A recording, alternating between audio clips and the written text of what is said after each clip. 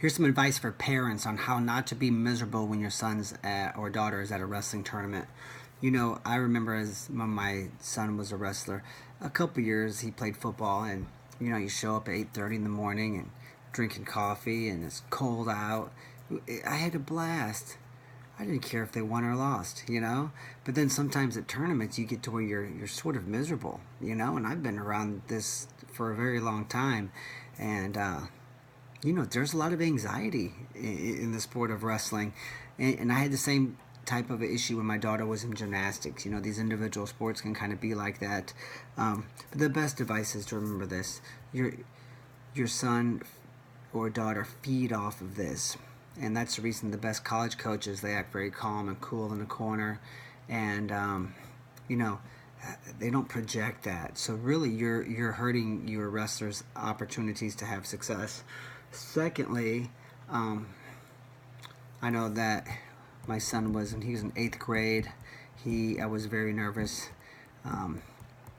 7th grade year, he got the flu, had not medaled in state yet, and he became very good in high school.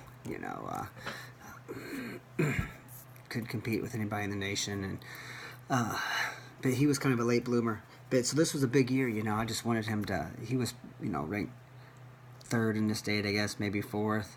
Anyway, long story short, he in the semis he has the number 1 ranked kid in the nation or the state, and he had lost to him before by 5, but it was a real close match. Well, I was so nervous, I really just felt like I couldn't breathe, because I wanted it for him so bad. And he goes out there and gets in a scramble, and he's winning the match, I think 3-0, and anyway, gets a high crotch crackdown headhunt. You guys that come to our wrestling camps and stuff know that that's a core technique in wrestling. Pins the number 1 ranked kid.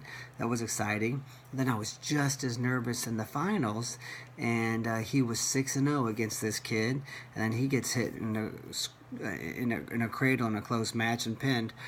And so he gets 2nd. And so I realized after that tournament that being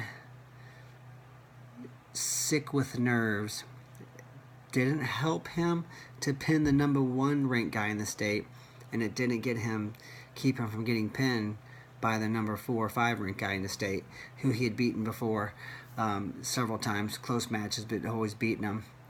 So I realized all it did was make me miserable. So I decided right then that I wasn't going to be nervous anymore. And certainly when he was developing in some matches, you don't get nervous, because you're like, well, hey, it's going to be a tough one to win this one. We'll see what we can do, or see what he can do.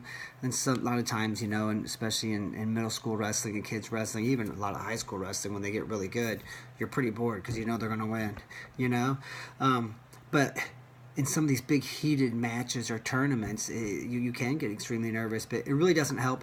All it does is hurts, and it makes you miserable. So the best thing to do is say, hey, you know what? It's like one of my wrestling dads. His son was phenomenal. Won 1 state title. I thought he'd be a 3-timer. He's wrestling in Division I now. Tremendous wrestler. His dad's like, hey, he's either going to win or he's not. I'm going to be here. I'm going to enjoy the tournament and support him, and be very positive and build him up. And I'm not going to get too emotionally invested in it.